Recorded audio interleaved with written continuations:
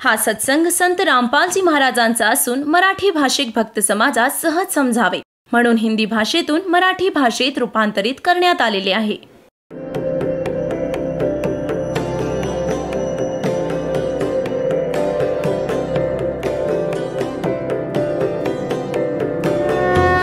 और ज्ञान सब ज्ञान डी कबीर ज्ञान सो ज्ञान और जैसे घोड़ा तोब कायम करता चले मैदान.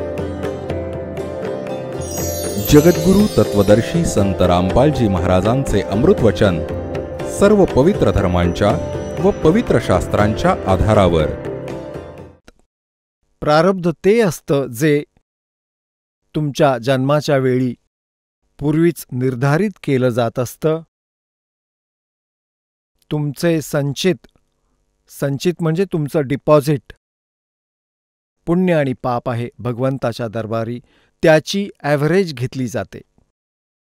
ज्यांची पापं घोर आहेत त्यांना त्यांच्या प्रारब्धात दुःख अधिक, आणि ज्यांची पुण्य अधिक आहेत तर त्यांच्या प्रारब्धात सुख अधिक. इथली नकली सुख तर त्यांचा ॲव्हरेज रेशो काढला जातो.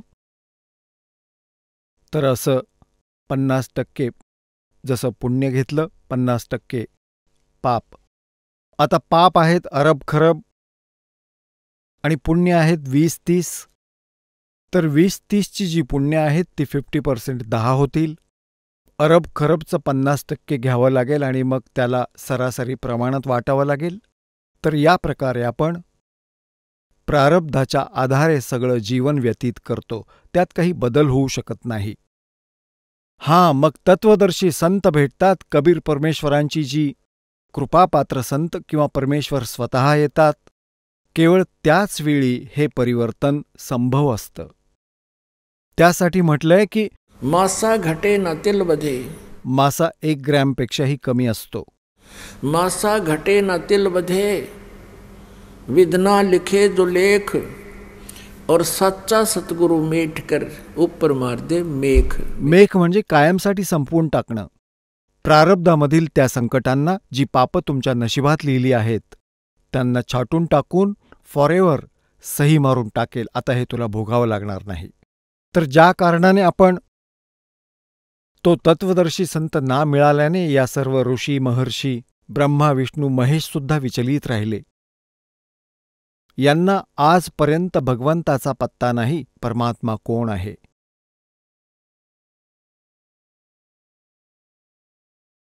आता पुण्यात्म्यांनो, ह्या गोष्टी ज्या आजपासून वारंवार सांगून तुम्हाला लक्षात आणून देत आहे, तुम्हाला स्वीकार होत आहेत. जर हे ज्ञान आजपासून 600 वर्षांपूर्वी परमात्म्याने तर सांगितलंच होतं आणि त्याचा विरोध इतका झाला होता परमेश्वरांना की तुफान आणलं होतं या दुष्टांनी. कबीर परमेश्वरजी यांच्यावर खूप जुलूम केले होते, परंतु ते समर्थ होते. त्यांचं काही बिघडवू नाही शकले. परंतु देवाला ओळखूही शकलो नाही आपण. अज्ञानाने इतके ओतप्रोत झालो होतो. तर आजपासून 600 वर्षांपूर्वी जर ही गोष्ट सांगितली असती जी दासाने आज तुमच्या समोर सांगितली आहे, ब्रह्मा विष्णू महेश काय, दुर्गा हिला सुद्धा पूर्ण ज्ञान नाही, ब्रह्मकडे सुद्धा अपूर्ण ज्ञान आहे, गीता ज्ञानदात्याला सुद्धा संपूर्ण आत्मज्ञान नाहीये. आता तर तुम्ही शिक्षित आहात आणि यांचे इतिहास भगवानांचे, ज्यातून हे संत आपल्याला गुणगान ऐकवत असत आणि हे आधार सांगत असत की मी शिवपुराणातून सांगतोय, मी दुर्गा पुराणातून बोलत आहे, मी विष्णू पुराणातून तुम्हाला हे ज्ञान ऐकवत आहे. तर आमचे पूर्वज जे अशिक्षित होते, संस्कृत भाषा जाणत नव्हते आणि हे काळाचे दूत हे केवळ एक संस्कृत भाषा अवश्य जाणत होते, परंतु अध्यात्मज्ञानाला अपरिचित होते. हे गुरु ब्राह्मण, जे गुरुपदी असतात तेच ब्राह्मण असतात. सामान्य व्यक्ती ब्राह्मण नाहीये, भले त्याने फीत ब्राह्मणत्वाची लावलेली असेल. माझे दादा गुरुजी छावला गाव आहे दिल्लीमध्ये, छावला गावातील जाट होते, शेतकरी. आणि 15-16 वर्षांच्या वयात ते एका संत, कबीरपंथी संत गरीबदासजींचे शिष्य बनले. घर सोडून निघून गेले. मग त्यांनी काशी विद्यापीठातून त्यांच्या गुरुजींनी त्यांना काशी विद्यापीठात शिक्षणासाठी पाठवलं. तिथे ते 4 विषयांचे आचार्य बनले. तर त्यांना पंडित चिदानंद नावाने ओळखलं जाऊ लागलं. जाट असूनसुद्धा, शेतकरी असूनसुद्धा त्यांना पंडित म्हणत. आणि माझे पूज्य गुरुदेवजी ते ब्राह्मण जातीतील होते, परंपरागत ब्राह्मण जातीतील. हरियाणामध्ये जिल्हा भिवानी, चरखी दादरीजवळ एक मोठं पैतावस गाव आहे. तिथल्या ह्या ब्राह्मण वर्णामध्ये त्यांचा जन्म होता. त्यांनाही तेही 17-18 वर्षांचे असताना शेतात पशु चारत होते, गाय चारत होते. तिथे त्यांना गरीबदासजी संत भेटले, कबीरपंथी, आणि त्यांनी त्यांना त्या अध्यात्मज्ञानाशी परिचित करवलं. तर माझे जे पूज्य गुरुदेवजी होते ते ब्राह्मण असूनही स्वतःला ब्राह्मण म्हणवत नसत. कारण ते म्हणत असत की मी ब्राह्मण नाहीये, संत आहे, मी भक्त आहे. आणि ज्या वर्णात मी जन्म घेतला आहे ते वर्तमानातील ब्राह्मण नाहीयेत. ब्राह्मण ते ऋषी महर्षी होते, जे आपले पूर्वज होते. ते परमात्म्याशी विशेष परिचित होते, जितकंही त्यांना ज्ञान होतं. माझे जे दादा गुरुजी होते ते जाट असूनसुद्धा आपल्यापुढे लिहित असत पंडित चिदानंद. तर पुण्यात्म्यांनो, जे ब्राह्मण आहेत ते गुरुपदावर असतात. ब्राह्मण म्हणा, गुरु म्हणा, विद्वान म्हणा. तर या नकली ब्राह्मणांनी, ज्यांना स्वतःला ज्ञान नव्हतं, त्यांनी दुनिया भ्रमित करून ठेवली, भूतं बनवली आणि मग त्यांची श्राद्ध काढली. त्यांच्याबाबत म्हटलं जातं की त्यांनी पूर्ण मानव समाजाला परमात्म्यापासून अनेक कोस दूर ठेवलं, मिसगाईड केलं. यांना ज्ञान नव्हतं. आता ह्या कॉन्सेप्टला थोडं स्पष्ट करावं लागेल, नाहीतर ही गोष्ट गळी उतरणार नाही. कारण की प्रत्येक सत्संगात श्रोते बदलत राहतात. पुण्यात्म्यांनो, ही सत्यनारायण कथा तुम्हाला ऐकवली जात आहे. पहिले आपण सत्यनारायण कथा कशाला म्हणायचो? तर भगवान विष्णूजींच्या जीवनकथेला, त्यांच्या जीवनचरित्राला कोणी सांगत असेल तर त्याला आपण सत्यनारायण कथा म्हणत असू. म्हणजे अविनाशी परमात्म्याची कथा. सत्यनारायण म्हणजे सतसाहेब. आम्ही त्याला सत्यपुरुष म्हणतो. सत्यपुरुष म्हणा, सत्यनारायण म्हणा आणि सत्यसाहेब म्हणा. तर हे नकली जे आहेत, डुप्लिकेट, अज्ञानी ह्या विष्णूजीला सत्यनारायण म्हणत असत, अविनाशी परमात्मा म्हणत असत. आणि याच कथेतून आपण म्हणत असतो की तुम्हाला सत्यनारायणाची कथा ऐकवतो. पुण्यात्म्यांनो, सत्यनारायणाची कथा तुम्हाला आत्ता ऐकवली जात आहे. ती सत्यनारायण कथा नव्हती. त्यांनी तुम्हाला मिसगाईड केलं आहे. आता पहा, आता देवी पुराण, श्री देवी पुराण याचं सारं समाधान करून देतात. आणि हेच पवित्र पुराण हिंदू धर्माचे पवित्र अनुयायी शिरोधार्य मानतात. ह्यात जे लिहिलंय ते खरं मानतात. आज त्या सत्याला आपण स्वतः वाचत आहोत आणि परिचित होत आहोत. आणि त्या अज्ञानी लोकांनी ज्या दंतकथा ऐकून सोडलं होतं, लोकवेद, ते तुमच्याजवळ आहेच. ह्या दोघांचा निर्णय होऊन जाईल की यात खरं कोण आणि खोटं कोण. आता तुम्हाला दाखवतो श्रीमद देवी भागवत, गीता प्रेस गोरखपूरमधून प्रकाशित, ज्यात विष्णूजी स्वतः मान्य करतात की आम्ही नाशवान आहोत, आमचे जन्म आणि मृत्यू होतात. आणि हे अज्ञानी ऋषी महर्षी हे सांगत असत की ब्रह्मा विष्णू महेश तर अजरामर आहेत, अविनाशी आहेत, यांचे कोणी माता पिता नाहीयेत. हे लोकवेद सांगत होते. त्यांना त्यांच्या सिलेबसचंही ज्ञान नव्हतं. तर हे कशाचे टीचर होते? पहा श्रीमद देवी भागवत. हे आहे गीता प्रेस गोरखपूर येथून प्रकाशित.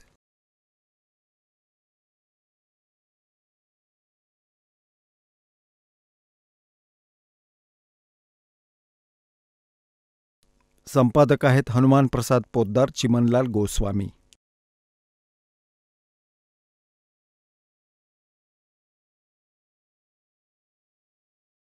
प्रकाशक आणि मुद्रक आहेत गीता प्रेस गोरखपूर, गोविंद भवन कार्यालय, कोलकाता का संस्थान. याच्या 3ऱ्या स्कंधात 123 पानावर आपण वाचूया. 123वं पान आहे हे. भगवान विष्णूजी आपली माता दुर्गाची स्तुती करत म्हणत आहेत, तू शुद्ध स्वरूपा आहेस. हा सारा संसार तुझ्यामुळेच उद्भासित झाला आहे. मी, ब्रह्मा आणि शंकर आम्ही सारे तुझ्याच कृपेने विद्यमान आहोत. आमचा आविर्भाव म्हणजे जन्म आणि तिरोभाव म्हणजे मृत्यू होत असतो. आमचे तर जन्म आणि मृत्यू होतात, केवळ तूच नित्य आहेस. आता विष्णूजी म्हणत आहेत की तूच अविनाशी आहेस, जगत जननी आहेस, प्रकृती आणि सनातनी देवी आहेस. भगवान शंकर म्हणाले, देवी, जर महाभाग विष्णू तुझ्यातूनच प्रकट झाले आहेत, तर त्यांच्यानंतर प्रकट होणारे ब्रह्मा म्हणजे दुर्गेपासूनच ब्रह्माची उत्पत्ती झाल्याचं मान्य करतायत शंकरजी. आणि विष्णूजींचीही उत्पत्ती तिच्यातूनच झाली, दुर्गेमधून. तर त्यानंतर जर महाभाग विष्णू तुझ्यातूनच प्रकट झाले आहेत, उत्पन्न झाले आहेत, तर त्यानंतर उत्पन्न झालेले ब्रह्मासुद्धा तुझेच बालक आहेत. मग मी तमोगुणी लीला करणारा शंकर काय तुझी संतान होत नाही? अर्थात मलाही उत्पन्न करणारी तूच आहेस शिवे, संपूर्ण संसाराची सृष्टी करण्यात तू चतुर आहेस. ह्या संसाराच्या सृष्टी, स्थिती आणि संहारामध्ये तुझे गुण सदैव समर्थ आहेत. ह्या 3ही गुणातून उत्पन्न आम्ही म्हणजे रजगुण ब्रह्मा, सद्गुण विष्णू, तमगुण शंकर आहेत. ब्रह्मा, विष्णू आणि शंकर नियमाप्रमाणे कार्यात तत्पर असतात.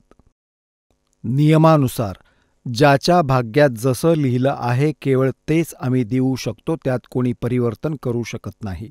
पुण्यात्म्यांनो, ह्या पवित्र सद्ग्रंथ श्री देवी पुराणामध्ये ह्या 4-5 ओळींमध्ये 4 कॉन्सेप्ट क्लिअर केल्या.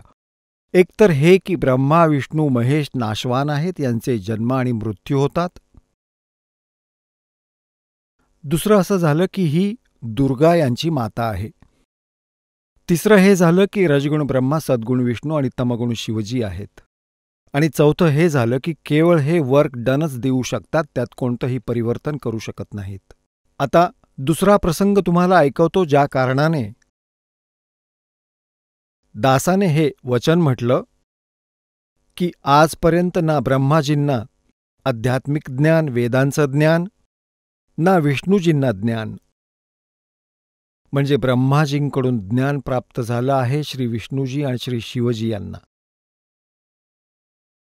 आणि अन्य ऋषी महर्षींना तर ब्रह्माजींच्या ज्ञानातूनच कळून चुकेल तुम्हाला की बाकी लोकांना त्यांनी काय उपदेश देऊन ठेवलाय. आणि मग दुर्गा इथल्या 21 ब्रह्मांडांची जननी म्हटली जाते.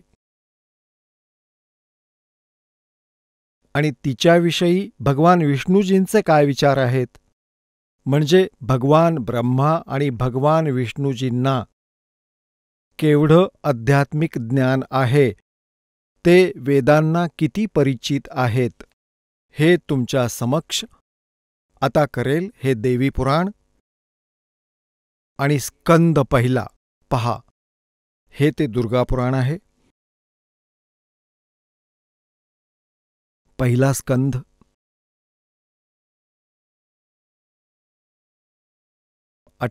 पानावर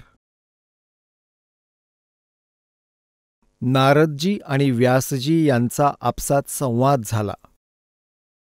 आणि व्यासजींनी नारदजींना प्रश्न केला की कोणता देव पूज्य आहे. तर नारदजी म्हणतात की हाच प्रश्न माझा पिता ब्रह्माने भगवान श्रीहरी विष्णूजींना केला होता. नारदजी म्हणाले, महाभाग व्यासजी, तुम्ही या विषयावर जे विचारत आहात, ठीक हाच प्रश्न माझ्या पिताजींनी म्हणजे ब्रह्माजींनी भगवान श्रीहरी विष्णूजींना केला होता. देवा आधी देव भगवान जगतचे स्वामी आहेत. अब देखिए ना कि उआबाई सटदल उआबाई बकदा. आता नारदजी म्हणत आहेत की भगवान विष्णू सर्व देवतांचे देवता म्हणजे सुप्रीम पॉवर आहेत, सर्वात मोठे भगवान आहेत. देव म्हणजे भगवान, भगवंतांचेही भगवान, देवांचेही देव, सगळ्यांचे सरदार, सरताज भगवान जगताचे स्वामी आहेत. लक्ष्मीजी त्यांच्या सेवेत उपस्थित राहते. दिव्य कौस्तुभमणी त्यांची शोभा वाढवतो. ते शंख चक्र गदा घेऊन राहतात, पितांबर धारण करतात, 4 भुजा आहेत. ते चराचर जगताचे आश्रयदाता आहेत, जगद्गुरू आणि देवतांचेही देवता आहेत. आता इथे विष्णूजींना जगद्गुरू म्हटले आहे. जगद्गुरूचा अर्थ आहे जो सर्वांना यथार्थ ज्ञान देतो, पूर्ण विश्वाला. असे जगतप्रभू भगवान श्रीहरी महान तप करत होते, त्यांची समाधी लागली होती. हे पाहून माझे पिता ब्रह्माजींना खूप आश्चर्य वाटलं. म्हणून त्यांनी त्यांच्याकडून जाणून घेण्याची इच्छा प्रकट केली. ब्रह्माजींनी विचारलं, प्रभो, तुम्ही देवतांचे अध्यक्ष, जगताचे स्वामी, भूत भविष्य आणि वर्तमान सर्व जीवांचे एकमात्र शासक आहात. भगवान, मग तुम्ही का तपस्या करत आहात आणि कोणत्या देवाच्या आराधनेत ध्यानमग्न आहात? मला असीम आश्चर्य तर याचे होत आहे की आपण देवेश्वर आणि साऱ्या संसाराचे शासक असतानाही समाधी लावून बसला आहात. ब्रह्माजींचे विनीत वचन ऐकून मग भगवान श्रीहरी असं म्हणाले. भगवान विष्णू लागले मग प्रवचन द्यायला. आता पहा यांचं प्रवचन. श्रीहरी त्यांना म्हणू लागले, ब्रह्मण, सावधान होऊन ऐका. मी माझ्या मनातील विचार व्यक्त करत आहे. देवता, दानव, मानव सगळ्यांना हेच ठाऊक आहे की तू सृष्टी करतोस, मी पालन करतो आणि शंकर संहार करतो. परंतु तरीही वेदाचे पारगामी पुरुष आपल्या युक्तीने हे सिद्ध करतात की रचना, पालन आणि संहार करायची ही योग्यता जी आपल्याला मिळालीये याची अधिष्ठात्री शक्ती देवी आहे. ते म्हणतात की संसाराची सृष्टी करण्यासाठी तुझ्यामध्ये राजसी शक्तीचा संचार झाला आहे, म्हणजे रजगुण ब्रह्माजी आहे, आणि मला सात्विक शक्ती मिळाली आहे, म्हणजे सद्गुण विष्णूजी, आणि रुद्रमध्ये तामसी शक्तीचा आविर्भाव आहे, म्हणजे भगवान शंकर आहेत, ते तमगुणयुक्त आहेत. त्या शक्तीच्या अभावाने तू या संसाराची सृष्टी नाही करू शकत आणि मी पालन करण्यात समर्थ नाही होऊ शकत आणि रुद्राकडून संहार कार्य होणंही संभव नाही. ब्रह्माजी, आपण सर्व त्या शक्तीच्या आधारानेच आपल्या कार्यात सदा सफल होत आलो आहोत. सुव्रत, प्रत्यक्ष आणि परोक्ष अशी दोन्ही उदाहरणं मी तुझ्यासमोर ठेवतो, ऐक. ही निश्चित गोष्ट आहे की त्या शक्तीला अधीन होऊनच मी ह्या शेषनागाच्या शय्येवर झोपतो आणि सृष्टी करायची वेळ येतात जागा होतो. मी सदैव तप करण्यात मग्न असतो. त्या शक्तीच्या शासनातून कधी मुक्त नाही राहू शकत. कधी संधी मिळाली तर लक्ष्मीबरोबर सुखपूर्वक वेळ घालवण्याचं सौभाग्य प्राप्त होतं. मी कधी तर दानवांबरोबर युद्ध करत असतो. अखिल जगाला भयभीत करणाऱ्या दैत्यांच्या विकराल शरीराला शांत करणं माझं परम कर्तव्य बनून जातं. आणि इथे सांगून टाकलं आपलं आध्यात्मिक नॉलेज, सारा कचरा करून टाकला श्री विष्णूजींनी. मला सर्व प्रकारे शक्तीला अधीन होऊन राहावं लागतं, हे दुर्गाला संबोधून म्हणतायत ते. त्याच भगवती शक्तीचं मी निरंतर ध्यान करीत असतो. मी तिचीच तपस्या साधना करत असतो, तिचंच ध्यान करतो, दुर्गेचं. ब्रह्माजी माझ्या माहितीत ह्या भगवती शक्तीहून मोठे दुसरे कोणतेही देवता नाहीत. आता पुण्यात्म्यांनो, यात किती महापुरुषांच्या आध्यात्मिक ज्ञानाची जे आहे ते आपल्याला कळलंय. एकतर नारदजींचं आणि दुसरं व्यासजींचं. Vyasji is the writer of 4ही वेद, गीता आणि 18 पुराणांचे हे लेखक आहेत. आणि हा लेखक विचारतोय नारदजींना की सर्वात पूज्यदेव कोणता आहे, कोणत्या भगवंताची भक्ती केली पाहिजे. नारदजी म्हणतायत की माझ्या पित्याने ब्रह्माने हाच प्रश्न भगवान श्रीहरीला केला होता, विष्णूजींना. आणि ते स्वतः तपस्या करत होते. माझ्या पित्याने विचारलं की हे भगवान, तुम्ही देवतांचे देवता, सर्वात श्रेष्ठ भगवान असून कुणाची साधना तपस्या करत आहात? कोणत्या देवाची पूजा करत आहात? कोणत्या भगवंताची पूजा करत आहात? आणि विष्णूजी म्हणतायत की मी दुर्गाची पूजा करतो. आणि माझ्या माहितीत, माझ्या आध्यात्मिक ज्ञानाप्रमाणे जेवढं मला ज्ञान आहे, स्पिरिच्युअल नॉलेज, जेवढं मला ज्ञान आहे की दुर्गाहून श्रेष्ठ कोणी परमात्मा नाही, कोणी भगवान नाही, कोणी देव नाही. आता पुण्यात्म्यांनो, आता जिथे इथल्या भगवंतांना वेदांचं पूर्ण ज्ञान नाही, तर या ऋषी महर्षींना कुठून असणार, जे यांच्यावर आपण आश्रित होऊन राहिलो, ब्राह्मण गुरूंवर?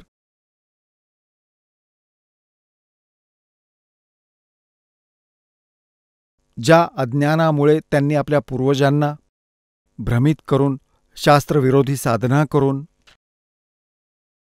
आणि भूत बनवून दिलं, कोणाला पित्तर बनवून दिलं, आणि आता म्हणतात त्यांचं श्राद्ध करा. हे फसवत आहेत आपल्याला. काळाच्या जाळ्यात फसवलं यांनी खोलवर. आता तुम्ही स्वतः शिक्षित आहात. तोच सद्ग्रंथ विधान प्रभूंचं आपल्या जवळ उपलब्ध आहे.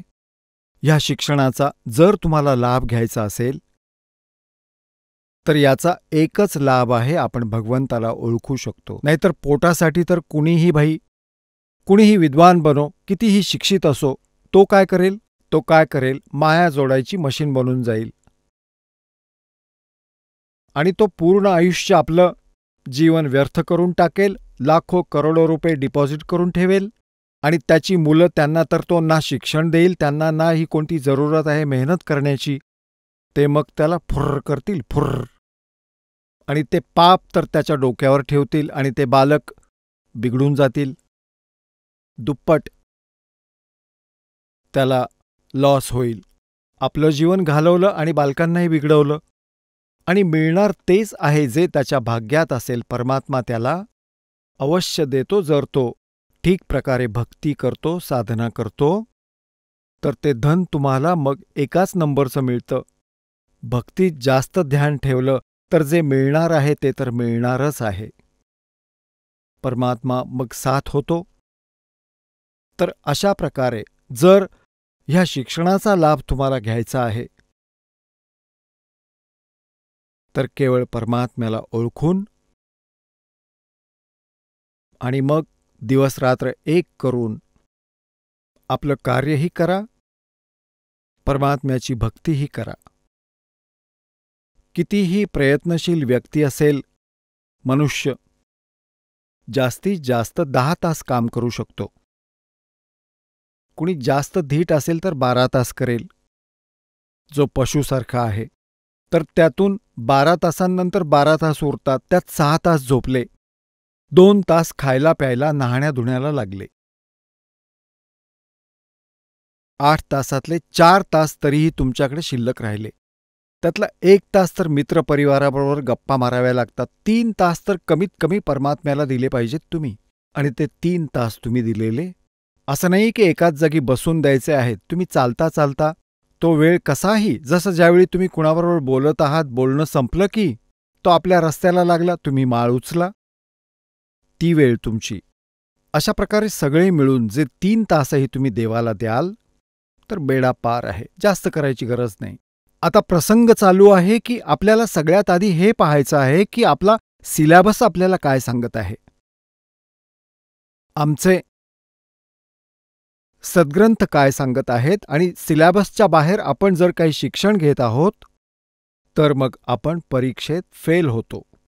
आणि हेच कारण आहे की आपले जे आध्यात्मिक गुरु होते ते आपल्या सिलॅबसशी परिचित नव्हते. आणि ज्या कारणाने त्यांनी आपल्याला दंतकथा ऐकून ऐकून आपलं जीवन नष्ट करून टाकलं. आता आपण त्या सिलॅबसला तुमच्यासमोर आणत आहोत. तुम्हीही बुद्धिमान आहात. तुमच्या घरात ही पुस्तकं ठेवलेली असतील, नसतील तर तुम्ही विकत घेऊ शकता आणि पाहू शकता, ज्यांना अविश्वास आहे. एकदा आम्ही एक महाराष्ट्रामध्ये औरंगाबाद, नाशिक अहमदनगर या खूप साऱ्या शहरांमध्ये आम्ही सत्संग केले होते 4-4, 5-5 दिवसांचे असे तंबू लावून. तर तेव्हा प्रोजेक्टरवरती हा दास दाखवत होता दुर्गापुराण, ब्रह्मा विष्णू महेश यांचा जन्म, ती जन्मपत्री ऐकवत होतो यांची. तर 2-3 म्हातारे बुजुर्ग सुशिक्षित व्यक्ती होते, ते समोर सत्संग ऐकत होते, प्रोजेक्टरवर पाहत होते. तर ते काय म्हणत होते की हे जे संत आहेत ते कोणी षडयंत्री वाटतायत आणि याने वरचं कव्हर गीता प्रेस गोरखपूर हे बनवून ठेवलं असेल स्वतःच. आम्ही इतर इतके दिवस झाले वाचतोय ही पुराणे, हे तर कधीच वाचलं नाही, कधी पाहिलं नाही याच्यात. तर तिघेही होला हो करत होते. खरंच काहीतरी गडबड असावी की काहीतरी नकली डुप्लिकेट पुस्तक बनवून ठेवलं असेल याने. तर मग त्यांनी ती प्रेस नोट केली, स्कंद नोट केले. दुसऱ्या दिवशी संध्याकाळी जाऊन घरी पाहिलं तर ते जसंच्या तसं मिळालं. तर तिथे एक भक्त बसला होता आमच्याबरोबर गेलेला, तो त्यांच्या सगळ्या हालचाली पाहत होता. ते दुसऱ्या दिवशी परत येऊन बसले. तो भक्त परत त्यांच्याजवळ बसला. त्याला माहीत होतं आज तर हे उठतायत बसतायत, हे कसं काय ते कसं काय, हे असं असूच शकत नाही. काल पाहिली होती यांची स्थिती. ते दुसऱ्या दिवशी आले आणि असे बसले माना खाली घालून, आणि जे काही मी सांगेन त्यावर ठीक आहे रे, ठीक आहे रे, आणि आपापसात डिस्कस करतायत की हद्द झाली. एक म्हणतो 70 वर्षांचा झालो मी आणि 15-20 वर्षांचा असल्यापासून पुराणं वाचतोय ही. आजपर्यंत माझ्या बुद्धीला समजली नाही ही गोष्ट जी आज या संताने लोण्यासारखी काढून दाखवली. नाम तरीही नाही घेतलं त्यांनी, म्हाताऱ्यांनी. कर्म बिघडले त्यांचे. ते मग माझ्याजवळ आले, बसले, चर्चा झाली. म्हणालो तुम्ही तुमचा जन्म सुधारा, दीक्षा घ्या. नाही, आता दीक्षा काय घेणार, आयुष्य तर निघून गेलं. आता तर ते साधना करत करत जीवनच निघून गेलं, मग साधनेचं काय होणार. त्यांना खूपशी उदाहरणं देऊन समजवायचा प्रयत्नही केला की जसं कोणी कुमार्गावर जात आहे. तुम्हाला इथून बरवालाहून दिल्लीला जायचंय आणि तुम्ही जाऊ लागले सिरसाला, त्या लुधियानाला, आणि तुम्ही लुधियानाच्या बाजूला 100 किलोमीटर गेले आणि तिथं गेल्यावर तुम्हाला कळलं की तुम्ही तर दिल्लीच्या विरुद्ध दिशेकडे आला आहात. काय केलं पाहिजे? लगेच वळलं पाहिजे, अविलंब परत फिरलं पाहिजे, जर थोडीशी ही बुद्धी असेल. आणि तुम्ही म्हणत आहात की आता काय होईल आमच्या 60 वर्षांच्या साधनेचं, 20-40 वर्षांच्या साधनेचं, ती तर साधनाच नाहीये, कुमार्गावर जात आहात तुम्ही. आत्ताच वळलात तरीही लाभ होईल, पण वळेल तोच ज्याची भांग उतरलेली असेल. सगळ्यांनी भांग पिऊन ठेवलीये काळामुळे. कबीरी माया अटपटी सब गट आण अड़ी, और किस किस न समझाऊं या कुआ भांग पड़ी. होय होय. ही जी स्थिती एका व्यक्तीची आहे तीच सर्वांची आहे, लाखोंची, करोडोंची, हिंदूंची. जसं आपण ज्ञान ऐकवतो, एकदा तर सगळे दचकतात, मग प्रमाण पाहतात, मग सेट होतात. मग नाम घेण्याबाबत तर किती दिवस विचार करतात की उपदेशही घ्यायला हवा. किती दिवस तर विचारच करतात की आता काय होणार, मागच्या पूजेचं काय होईल. मागच्याचं काही होणार नाही, बस भूत बनणार आहे आणि त्याला त्यागल्याने तुमचं कल्याण होणार आहे. तर लगेचच केलं पाहिजे हे काम. तर पुण्यात्म्यांनो, हे जे तुम्हाला प्रमाण दाखवले जात आहेत, तुमचा इथे प्रोजेक्टरवर विश्वास नसेल, पहिल्यांदा तुम्ही घरी जाऊनही पाहणार आणि पाहाल तर मग स्वीकारही कराल. तर हे जे ज्ञान तुम्हाला ऐकवलं जात आहे, आता तुम्हाला कळलं आहे श्री विष्णूजी म्हणत आहेत की दुर्गापेक्षा श्रेष्ठ कोणी भगवान नाही, आणि दुर्गाजी म्हणत आहेत की ब्रह्मपेक्षा कोणी श्रेष्ठ प्रभू नाही, तोच अंतिम देव आहे ब्रह्म, त्याचं ओम नाम आहे. आणि सर्व पूजा त्याग करून फक्त ओम नामाचा जप करा, ब्रह्मची पूजा करा, तुम्ही ब्रह्मलोकात जाल, तुमचं कल्याण हो. गीतेच्या अध्याय क्रमांक 8 मधील श्लोक क्रमांक 16 लिहिलंय की ब्रह्मलोकात गेलेले प्राणीसुद्धा पुनर्जन्म प्राप्त करतात आणि ही दुर्गती तशीच राहते.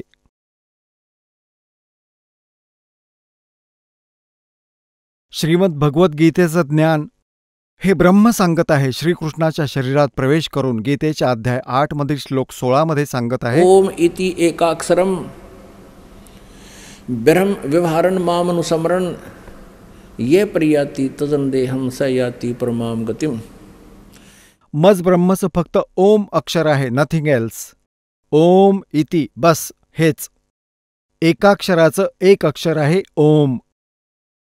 मज ब्रह्मचं उच्चारण करत स्मरण केल्याने ये प्रियाति तजंदेहम, जो शरीर सोडून जातानाही याचं स्मरण करत जाईल, स याति परमाम गतिम, तो ओम पासून मिळणाऱ्या परमगतीला म्हणजे अंतिम उपलब्धी जी ओमच्या जपामुळे आहे ती ब्रह्मलोक प्राप्ती आहे. आणि ब्रह्मलोकात गेलेले प्राणी जन्म आणि मृत्यूमध्ये राहतात. त्यांना परमशांती नाही होऊ शकत. जोपर्यंत प्राणी जन्म आणि मृत्यूमध्ये आहेत त्याला परमशांती नाही मिळू शकत. त्यांना सुख नाही मिळू शकत. आता गीता ज्ञानदाता ब्रह्म आहे. श्रीकृष्णामध्ये प्रवेश करून बोलतोय हा काळ आहे. हा सांगत आहे 4थ्या अध्यायातील 5व्या आणि 9व्या श्लोकात, अर्जुन तुझे आणि माझे खूप जन्म झाले आहे, तुला माहीत नाही, मला माहिती आहे. माझे कर्म आणि जन्म अलौकिक आहेत. गीतेच्या अध्याय 2 मधील श्लोक 12 गीता ज्ञानदाता म्हणत आहे, अर्जुन तू असं समजू नको की तू, मी आणि हा राजा पहिले जन्माला आलेलो नव्हतो आणि पुढेही जन्माला येणार नाही. आम्ही पुढेही जन्मू आणि आधीही जन्मलो होतो. गीतेच्या अध्याय 2 मधील श्लोक क्रमांक 17 म्हटलंय की अविनाशी त्याला जाण ज्याला मारण्यास कोणी सक्षम नाही. आणि ज्या परमेश्वराने साऱ्या ब्रह्मांडांची रचना केली आहे. त्यामुळे गीतेच्या अध्याय क्रमांक 15 मधील श्लोक क्रमांक 1 ते 4 म्हटलं आहे की जो तत्वदर्शी संत असेल तो उलट्या लटकलेल्या संसाररूपी वृक्षाचे सारे भाग सांगेल. खोड कोण आहे, फांदी कोण आहे, मूळ कोण आहे आणि फांद्या आणि पाने काय आहेत. तो तत्वदर्शी संत ज्याचं 4थ्या अध्यायातील 34व्या श्लोकात वर्णन केलं आहे की त्याला तत्वज्ञान, परमात्मा, पूर्ण परमात्म्याची माहिती तत्वदर्शी संतांकडून समजून घे, विचार. त्याची ओळख सांगितली आहे 15व्या अध्यायातील 1ल्या मंत्रात. मग 4थ्या श्लोकात म्हटलं आहे की त्यानंतर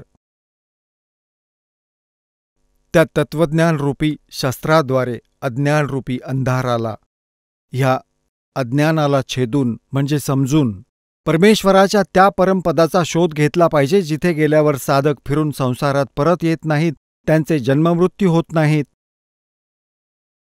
आणि ज्या परमेश्वराकडून ह्या संसाररूपी वृक्षाची प्रवृत्ती विस्ताराला प्राप्त झाली आहे, म्हणजेच ज्या परमेश्वराने ह्या सर्व संसाराला रचलंय, सर्व ब्रह्मांडांची रचना केली आहे. गीता ज्ञानदाता सांगत आहेत की केवळ त्याचीच भक्ती केली पाहिजे, तन मन धनाने, म्हणजे पूर्ण समर्पण भावाने. माझी कर म्हणत नाहीत. स्वतःसाठी म्हणतो 8व्या अध्यायातील 5 आणि 7 की माझं स्मरण करायचं सांगितलंय. 8व्या अध्यायातील 13व्या श्लोकात ओम नाम आहे. आणि तुला जर माझ्या जवळ राहायचं असेल तर माझं स्मरण कर, मला प्राप्त होशील. युद्धही करायचंय तुला.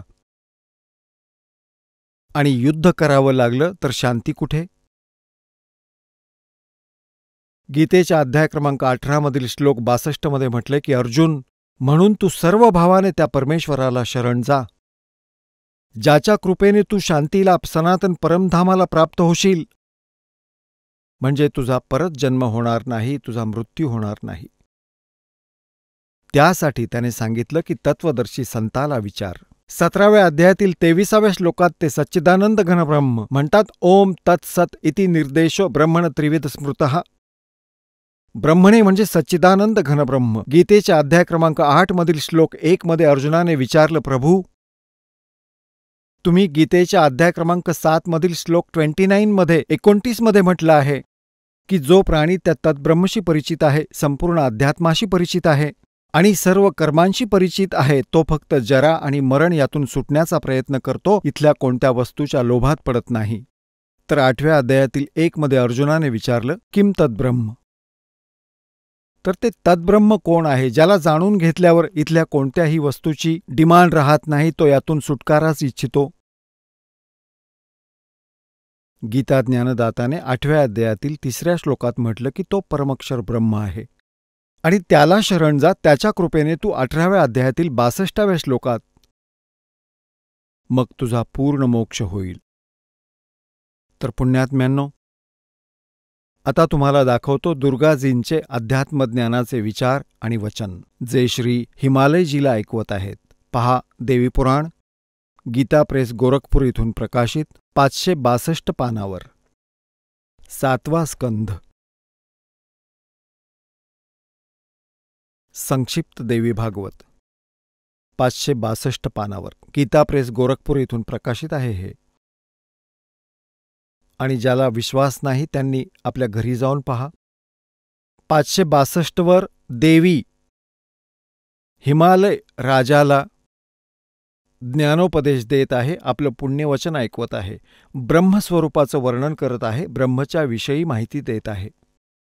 श्री देवीजी म्हणू लागली, पर्वतराज, त्या ब्रह्मचं काय स्वरूप आहे हे सांगितलं जातं. आधी तर स्वतःविषयी फट्टे मारले आहेत की माझी पूजा करा, असं कर तसं कर, आणि मग सांगते की नाही, जर तुला योग्य लाभ हवा असेल तर मी सांगते. त्या ब्रह्मचं काय स्वरूप आहे हे सांगितलं जातं, जो प्रकाश स्वरूप, सर्वांच्या अत्यंत समीप आणि स्थित, हृदयरूपी गुहेत स्थित असल्याने गुहाचर नावाने प्रसिद्ध आणि महान पद अर्थात परमपद प्राप्य आहे. तो सर्व प्रजेच्या ज्ञानाच्या पलीकडे आहे.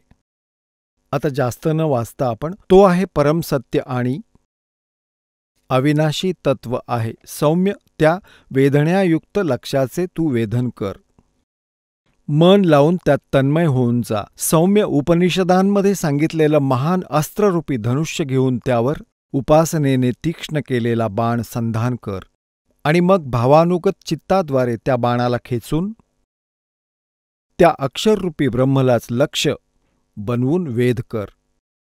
प्रणव ओम तर धनुष्य आहे, प्रणव ओम धनुष्य आहे, जीवात्मा बाण आहे आणि ब्रह्मला त्याचं लक्ष्य म्हटलं जातं. म्हणजे जीवात्मा ओम नामाचा जप करेल आणि ब्रह्मला प्राप्त करायचा उद्देश ठेवेल.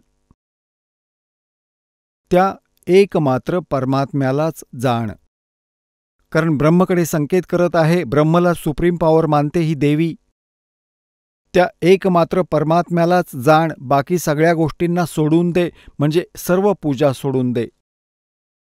हाच अमृतरूपी परमात्म्याकडे पोहोचवणारा पूल आहे. संसार समुद्रातून पार होऊन अमृतस्वरूप परमात्म्याला प्राप्त करण्याचा हाच सुलभ मार्ग आहे. ह्या आत्म्याचे ओमच्या जपाबरोबर ध्यान कर. ह्या ओममुळे होणारी जी परमगती आहे ती सांगितली जात आहे. ओमच्या जपाबरोबर ध्यान कर. यामुळे अज्ञानरूपी अंधाराच्या सर्वथा पलीकडे आणि संसार समुद्राच्या पलीकडे जो ब्रह्म आहे त्याला प्राप्त होशील, तुझं कल्याण हो. ओम नामाचा जप केल्याने ब्रह्मला प्राप्त होशील. आणि तो ब्रह्म कुठे राहतो हे पहा. हे 563 पानावर आपण वाचत आहोत.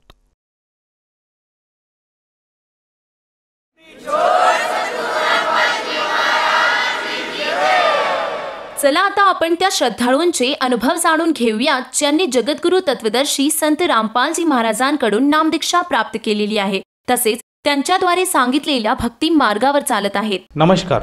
नमस्कार सतसाहेब. आपलं नाव? सुरेश सुखदेव जाधव. आपण कुठून आलात? मुक्काम गुंफवाडी, तालुका, जिल्हा लातूर. संत रामपालजी महाराजांची गुरुदीक्षा आपण कधी घेतली? 2014 मध्ये. संत रामपालजी महाराजांची गुरुदीक्षा घेण्या अगोदर आपण व आपला परिवार कोणती भक्तिसाधना करत होतात? मी 1980 पासून ब्रह्म परब्रह्म म्हणायची पांडुरंगाची भक्ती साधना करत होतो. आणि ती भक्ती साधना करत असताना त्याच्यामध्ये आमची एवढी प्रगती झाली, या आम्ही स्वतः प्रबोधनकार झालो आणि लोकाला ज्ञान देण्याचं काम कीर्तनाच्या माध्यमातून करू लागलो. परंतु त्यामध्ये आम्हाला संतुष्टी होत नव्हती.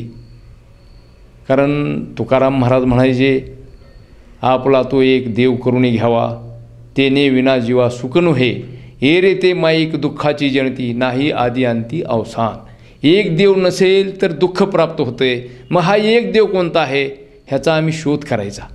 मग कधी ब्रह्मा विष्णू महेश एक रूप असणारे दत्त आहेत त्यांची सेवा करायची. मग असं कधी शिवच मोठा आहे वाटायचं, त्यांची सेवा करायची. कधी विष्णू मोठा आहे त्यांची सेवा करायची. ह्यांचा अवतार पांडुरंगाचा आहे म्हणून पांडुरंगाची सेवा करायची. अशी आम्ही भक्ती साधना करत होतो. परंतु आम्हाला समाधान लाभत नव्हतं. गीता ज्ञानेश्वरी वाचायची. ज्ञानेश्वरीमध्ये ज्ञानदेवानी सांगितलं आहे, तुम्हाला जर मोक्ष मिळवायचा असेल, गीता अध्याय नंबर 4 श्लोक नंबर 32 सांगितले, हे अर्जुना, तुला जर मोक्ष मिळवायचा असेल तर तत्वदर्शी संताला जाऊन भेट. नंतर आम्हाला प्रश्न पडायचा, तत्वदर्शी संत कोण आहेत? मग हे उपाधी लावतात, आम्ही संत आहोत, त्यांच्याकडे जायचं, त्यांना विचारायचं, बाबा तत्वदर्शी संताची आम्हाला ओळख पाहिजे. तर ते आमचं समाधान करत नसत. त्यानंतर आम्ही आणखी गीतेचं अध्ययन करायचं. गीता अध्याय नंबर 11 श्लोक नंबर 32 सांगितले, हे अर्जुना, मी काळ आहे आणि सर्वांना खाण्यासाठी आलेलो आहे. आणि ही मूळ जन मला कृष्ण मानतात. मग आम्हाला संशय निर्माण व्हायचा, बाबा आपण तर ह्या कृष्ण परमात्माची भक्ती करतोय आणि हे तर काळ म्हणतोय, मग हे काळ काय आम्हाला समजायचा नाही. त्याच्यानंतर पुढे जाऊन गीता अध्याय नंबर 17 श्लोक नंबर 23 सांगितलेलं आहे, ओम तत्सत इति निर्जक त्रिविध समर्थे ब्रह्मणे नमः. मग हाच खरा मंत्र असेल, त्याचा आम्ही जप करायचा, पण त्याच्यामधून संतुष्टी प्राप्त व्हायची नाही आणि त्याचा अर्थही आम्हाला कळायचा नाही. माऊलीनं सांगितले, अजपा जपणे उलट प्राणाचा, तेथेही मनाचा निर्धारू असे. मग हे अजपा काय आहे ह्याचा शोध करायचा. अनेक साधू संतांना विचारलं, त्यांनी सांगितलं, स बाहेर सोडायचं, ह आत घ्यायचं, असा जप आहे. तरी हा परिपूर्ण जप आहे का? आम्हाला त्यावेळेस वाटायचं हाच खरा जप असेल. मग त्याची साधना करायची. त्या साधनेपासून काही लाभ मिळायचा नाही. 1980 पासून 2013 कीर्तनाच्या माध्यमातून प्रबोधन करायचं काम केलं, पण आमचे आजार वाढत गेले. आम्हाला डोळ्यानं दिसेनासं झालं. मग आपला एक देव कोण आहे, सबका मालिक एक, साईबाबाचा मंत्र नंतर आम्हाला आवडायचा. त्यांच्या वाऱ्या करायचं, पण मालिक कोण आहे? सबका मालिक एक आहे म्हणून गेले. मग तेच असतील एक मालिक, पण त्यांचीही संतुष्टी झालेली नाही. त्यानंतर आमचे डोळे गेले. आम्ही सर्व्हिस करत होतो, सर्व्हिसचा प्रॉब्लेम येऊ लागला. सर, जसं तुम्ही सांगत आहात की तुम्ही वारकरी समुदायाशी निगडीत होतात आणि वारकरी समुदायामध्ये जी भक्ती साधना देत होते ती भक्ती साधना करत होते.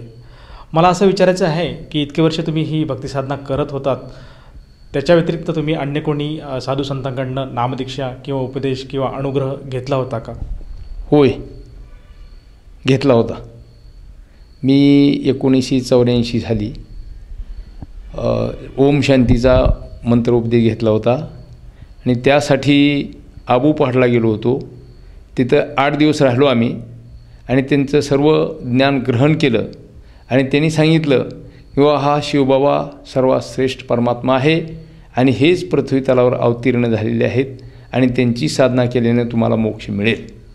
त्यानंतर त्यांच्या शेवटच्या दिवशी मेडिटेशन झालं आणि मेडिटेशन हे त्रिकुटापर्यंतच झालं. आम्हाला 10वे द्वारापर्यंत ज्ञान होतं. त्यामुळं आम्हाला वाटलं की ही परिपूर्ण नाही, आमची संतुष्टी झाली नाही. आम्ही तिथून परत आलो. जसं तुम्ही सांगत आहात की तुम्ही ब्रह्मकुमारी या संस्थेशी जोडले गेले होते आणि त्यांनी जी भक्ती साधना दिली होती ही तुम्ही किती वर्ष केली? मी ही साधना 4 वर्षापर्यंत केली. या 4 वर्षाच्या साधनेमध्ये आपल्याला काही लाभ किंवा अनुभव प्राप्त झाला का? ह्या 4 वर्षाच्या साधनेमध्ये आम्हाला काहीही अनुभव प्राप्त झालेला नाही. उलट शरीराची थोडीशी चढचण म्हणजे चिड अशी भावना निर्माण झाली शरीरामध्ये, की थोडंसं क्रोध यायला लागला, की असं करतो तसं करतो, आम्ही आमची भक्ती श्रेष्ठ आहे असं वाटत होतं. परंतु लाभ तर काहीच नाही, लाभ झालेला नाही. मग आपण अन्य कोणी संतांकडनं नामोपदेश घेतला का? आमची सुरुवातीला जी वैष्णव संप्रदायाची परंपरा चालू होती ती आम्ही चालूच ठेवलेली होती, परंतु त्याच्यातून हा शोध करत होतो. त्यानंतर आम्ही निर्मला देवी कुंडलिनी जागृत या पंथाकडे गेलो.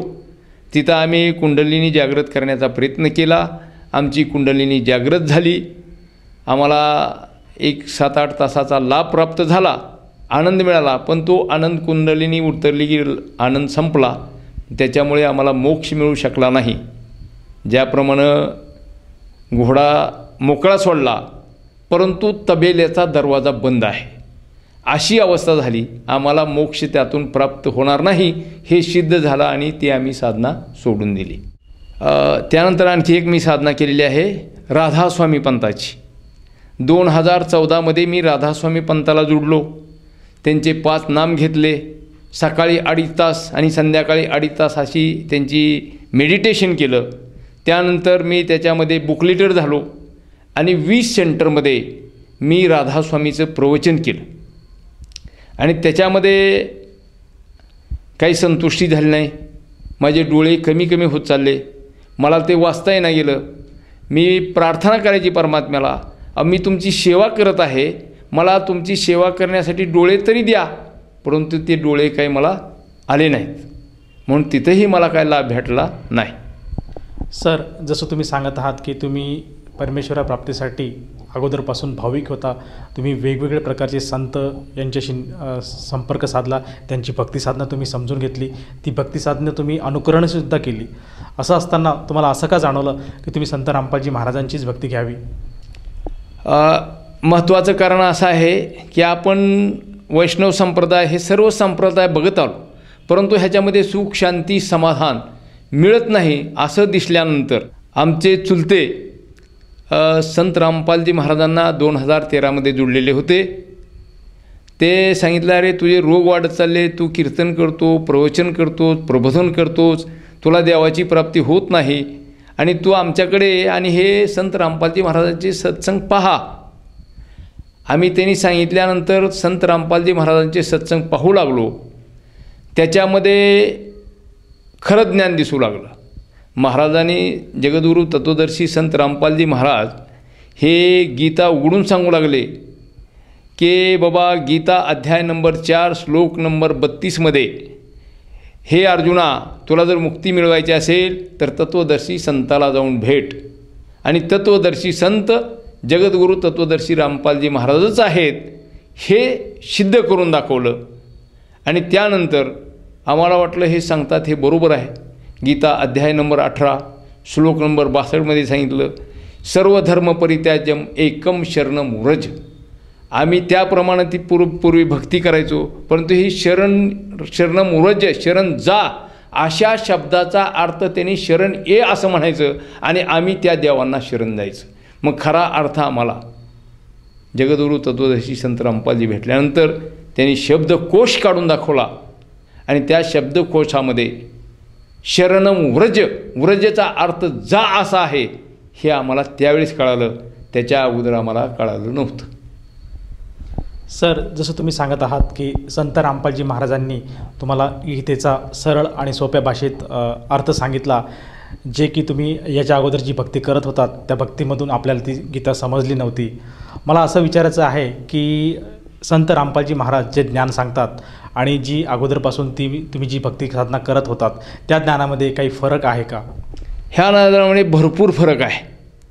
हा त्यांनी सांगायचं, बाबा मोक्ष मिळतोय, पूर्वीच्या ज्ञानामध्ये मोक्ष मिळतोय, परंतु स्वर्गीचे अमरिचिता ती देवा, मृत्यू लोका होवा जन्मा मा. मग हे असं का सांगतात बाबा? मोक्ष तर मिळाल्यानंतर आपल्याला खाली यायचं नाही, मग हे खाली यायची इच्छा का करतात? मग जगद्गुरू तत्वदर्शी संत रामपालजी महाराजांनी सांगितलं की तुम्हाला मोक्ष म्हणजे सतलोक आहे आणि त्या ठिकाणी तुम्ही गेल्यानंतर महत्त्वाचं म्हणजे तुम्हाला जे जन्ममरणाचा रोग लागलेला आहे, ह्या रोगापासून तुमचं प्रथम निवारण होईल. तिथं तुम्हाला एकनुरी तत्त्वाचं जीवन मिळेल, जिथं की कधी आजार नाही, कधी मृत्यू नाही, कधी वृद्धावस्था नाही. आपल्या स्वतःच्या आत्म्याचा 16 सूर्य इतका प्रकाश आहे. आणि जगद्गुरू तत्त्वदर्शी संत रामपालजी महाराजांनी सांगितलं की इथं जी तुकाराम महाराजांनी सांगितलं होतं की आपला तो एक देव करून घ्यावा, तर तो देव कोणता आहे त्यांनी दाखवून दिलं की कबीर परमात्मा हेच देव आहेत. ते मनुष्य सदृश्य आहेत आणि तख्तावर विराजमान आहेत. हे आम्हाला जगद्गुरू तत्त्वदर्शी संत रामपालजी महाराज ह्यांनी सांगितल्यावरच कळलं. त्याच्या अगोदर आम्ही गीता वाचली, भागवत वाचलं, तुकाराम गाथा वाचला, परंतु आम्हाला कळालं नाही. कारण गाथ्यामध्ये सांगायचे सतत तुम्ही चिंतन करीत राहा आणि त्या चिंतनानं तुम्हाला देव भेटेल. परंतु ते चिंतन कोणतं करायचं? आपला तो एक मंत्र जाणा म्हणून सांगितला त्यांनी, रामकृष्ण हरी हा मंत्र म्हणा. मग ह्या मंत्राचा आपण किती जरी जप केला तरी आपल्याला मोक्षाची प्राप्ती नाही. ही ज्यावेळेस जगद्गुरू तत्त्वदर्शी संत रामपालजी महाराजांची दीक्षा मिळाली त्यावेळेस सांगितलं. गीता अध्याय नंबर 18 श्लोक नंबर 62 सर्व धर्म परित्याज्यम एकम शरणं वर्ज्य हे संत रामपालजी महाराजांनी आम्हाला कळवून दिलं. गीता अध्याय नंबर 17 श्लोक नंबर 23 अध्याय ओम तत्सत इति निर्देशक त्रिविध समर्थे ब्रह्मणे नमः. हा मंत्र आम्हाला गीतेमधून मिळालेला आम्ही पाठ करायचा, परंतु त्याचा अर्थच आम्हाला कळायचा नाही. तर ओममध्ये जगद्गुरू तत्त्वदर्शी संत रामपालजी महाराजांनी अगदी खुलं करून सांगितलं की ओममध्ये 7 मंत्र आहेत, ती 7 देवतेची आहेत. मग ह्या देवता जर आपल्यापाशी आहेत, मग ह्या देवतेचा आम्ही जपच करत नव्हतो, ओम ओम म्हणायचं असं. मग ते 7 मंत्र मिळायचे. नंतर माऊलीने सांगितलं ज्ञानेश्वर हरिपाठामध्ये की अजपा जपणे उलटपणाचा तेही मनाचा निर्धार असो. मग हा अजपा काय आहे हा आम्हाला कळायचाच नाही. मग ज्यावेळेस जगद्गुरू तत्त्वदर्शी संत रामपालजी महाराजांनी सांगितलं की अजपा हा जो मंत्र आहे तो सतनाम आहे आणि हा सतनाम त्याने आम्हाला सांगितला, तो आम्हाला कळाला. त्यानंतर सारनाम अशी नाम दीक्षा जगद्गुरू तत्त्वदर्शी संत रामपालजी महाराज ही 3 टप्प्यामध्ये देतात. आणि ह्या विश्वामध्ये खरं ज्ञान देणारा संत जगद्गुरू तत्त्वदर्शी संत रामपालजी महाराजांशिवाय दुसरा कुणीही नाही. आणि त्यांनी ही दीक्षा दिली म्हणून आम्हाला गीता ज्ञानेश्वरी कळाली, अन्यथा आम्हाला गीता कळालीच नसती. कारण क्षणोक्षणी हाच करावा विचार, तरावया पार भवसिंधू, नाशिवंत देह जाणार सगळा, आयुष्य खातो काळ सावकाश. मग ही नाशिवंत देह आहे हा जाणार आहे आणि काळ ह्याचं आयुष्य खातोय. मग हा काळ कोण आहे? मग काळ आम्हाला जगद्गुरू तत्त्वदर्शी संत रामपालजी महाराजांनी दाखवला. ही काळ काय आहे ह्या काळ बघा आणि तो तुम्हाला खाण्यासाठी आलेला आहे. कारण गीता अध्याय नंबर 11 श्लोक नंबर 32 मध्ये सांगितले, हे अर्जुना मी काळ आहे आणि मी सर्वांना खाण्यासाठी आलेलो आहे. तो काळ आम्हाला जगद्गुरू तत्त्वदर्शी संत रामपालजी महाराजांकडूनच कळाला, अन्यथा आम्ही एवढी भक्ती करून ते कळाला नव्हता. ते कळवून देण्याचं काम या विश्वामध्ये फक्त आणि फक्त जगद्गुरू तत्त्वदर्शी संत रामपालजी महाराजच करत आहेत. सर, जसं तुम्ही सांगत आहात की जगद्गुरू तत्त्वदर्शी संत रामपालजी महाराजांची तुम्ही जी भक्तिसाधना केली त्या भक्तिसाधनापोटी आपल्याला गीतेचं ज्ञान कळालं, जे की ज्ञान तुम्हाला अन्य साधनेतनं कळालं नव्हतं. मला असं विचारायचं आहे की ही जी भक्तिसाधना संत रामपालजी महाराज देतात, या भक्तिसाधनेतनं आपल्याला व आपल्या परिवाराला कुठल्या प्रकारचा लाभ प्राप्त झाला का? ह्या भक्तिसाधनेमधून आमचे पहिली भक्ती करून आमचे डोळे गेले. मग आमच्या चुलत्याने सांगितलं तुम्ही चला. आम्ही हिसारला गेलो. प्रथम गेल्यानंतर तिथं पाहिलं सगळं अवस्था की जणू का आम्ही इथं स्वर्गामध्येच आलो असं वाटायला लागलं. आणि तिथं इतकं प्रेमानं बोलणं, भंडारा व्यवस्थित. हे झाल्यानंतर त्यांनी लगेच सांगितलं की भंडारा करा. तिथं भक्तजण अगदी आनंदानं आमच्या जवळ आले आणि प्रेमाचं आलिंगन देऊ लागले. किती प्रेम! हे प्रेम आम्हाला कुठेच मिळालं नव्हतं. ते प्रेम हिसार, सतलोक आश्रम बरवाला यामध्ये गेल्यानंतर मिळालं आम्हाला. आणि आम्हाला लगेच वाटलं की परमात्माची नामदीक्षा घ्यावी. आम्ही लगेच ताबडतोब परमात्माची नामदीक्षा घेतली आणि परमात्माच्या दर्शनासाठी आम्ही लाईनमध्ये उभारलो. आणि परमात्म्याने आम्हाला विचारलं, अरे बाबा तुम्ही कुठून आलेला आहात? आम्ही म्हणलं मी राधास्वामी पंत सोडून आलेलो आहे. त्यांनी सांगितलं फार चांगलं केलंच, अगदी वेळेवर आलात. त्यांनी माझ्या डोक्यावर हात ठेवला. माझे डोळे गेलेले होते. मी नंतर मला नामदानाचं जे कार्ड दिलेलं होतं ते कार्ड बघू लागलो आणि त्या बघितल्यानंतर ते शब्द मला आपोआप वाचा येऊ लागले. हा मला प्रथम लाभ झालेला आहे. आणि दुसरा म्हणजे मनुष्याचं जीवनमरण आणि मोक्ष, जीवनमरण नाहीसं होणं आणि मोक्ष मिळणं हे तिथंच कळालं आम्हाला की आपला जीवनमरण समाप्त होते आणि आपल्याला मोक्ष मिळतो. ही जगद्गुरू तत्वदर्शी संत रामपालजी महाराज यांच्या दीक्षा घेतल्यानंतरच कळालं, अन्यथा आम्हाला समजलेलं नव्हतं. सर, जसं तुम्ही सांगत आहात की संत रामपालजी महाराजांकडनं जी नामदीक्षा घेतली त्यामुळे जी आपली दृष्टी गेली होती ती दृष्टी परत आली आणि आपल्याला जो जन्माचा उद्देश आहे की ह्या जन्ममरणाच्या चक्रातनं आपल्याला सुटायचं आहे तो मार्ग आपल्याला कळाला. तर मला असं विचारायचं आहे की हा मार्ग कळण्यासाठी आपण नाना तऱ्हाची भक्ती केली, भक्तिविधी केली, नाना तऱ्हाच्या संतांना जाऊन तुम्ही भेटले, त्यांची अनुग्रह घेतला. तर या अनुग्रहामध्ये आपल्याबरोबर जे संत, जे आपले भाविक, जे आपले सहकारी जुडले गेले होते ते सहकारी, तसेच जे आत्ता आपल्याला बघत आहात ते श्रोतावर्ग, या सर्वांसाठी आपण काय संदेश द्याल? मी संदेश तर देऊ शकत नाही, परंतु सर्व भक्तांना, वैष्णव संप्रदायातील भक्तांना, ओम शांतीतील भक्तांना, धनधन सद्गुरूतील भक्तांना, राधास्वामीमधील जे काही माझे बांधव आहेत त्यांना मी प्रार्थना करू शकतो की बाबांनो, आपल्याला जर उद्धार करून घ्यायचा असेल, जीवन मरणाच्या चक्रातून मुक्त व्हायचं असेल, तर या विश्वामध्ये जगद्गुरू तत्वदर्शी संत रामपालजी महाराज यांच्या अनुग्रहाशिवाय इतर कुणाच्याही अनुग्रहानं मुक्ती मिळणार नाही. ही माझी तुम्हाला कळकळीची विनंती आहे, प्रार्थना आहे आणि तुमच्या चरणी मी काकलूत अर्पण करीत आहे. सर, जर कोणी भक्ताला संत रामपालजी महाराजांची गुरुदीक्षा घ्यावयाची असेल तर तो भगत संत रामपालजी महाराजांची गुरुदीक्षा कशी घेऊ शकेल? जगद्गुरू तत्वदर्शी संत रामपालजी महाराजांचे भरपूर चॅनलवर सत्संग चालू आहेत आणि त्या सत्संगाद्वारे, त्याच्या सत्संगामध्ये एक मोबाईलचा नंबर येतो, त्या नंबरशी तुम्ही कॉन्टॅक्ट करा आणि ते कॉन्टॅक्ट केल्यानंतर तुम्हाला लगेच समजेल. जगद्गुरू तत्वदर्शी संत रामपालजीच्या दयाकृपेने प्रत्येक जिल्ह्यामध्ये नामदान केंद्र खुललेले आहेत आणि त्या ठिकाणी जाऊन तुम्ही नामदीक्षा घेऊ शकता किंवा ज्ञानगंगा, जीने की राह हे ऑनलाईन करून पुस्तक मागवू शकता आणि ते पुस्तक पूर्णपणे वाचा. अगोदर तो अभ्यास करा, अभ्यास केल्यानंतर ती नामदीक्षा तुम्ही प्राप्त करा. सर, या नामदीक्षेसाठी किती खर्च येतो? या नामदीक्षेसाठी 1 रुपयाही खर्च येत नाही. विनामूल्य नामदीक्षा आत्तापर्यंत कोणीही दिलेली नाही आणि जगद्गुरू तत्वदर्शी संत रामपालजी महाराजांनी आपल्या डोरपर्यंत नामदीक्षा आणून पोच केलेली आहे. ह्याचा लाभ घ्या ही सर्वांना विनंती करत आहे. धन्यवाद. सत साहेब.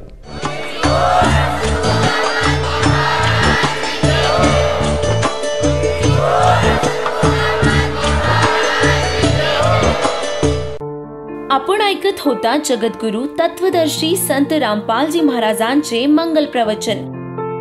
निशुल्क नामदीक्षा प्राप्त करण्यासाठी आणि अधिक माहितीसाठी संपर्क करा 7030303951 7030303952.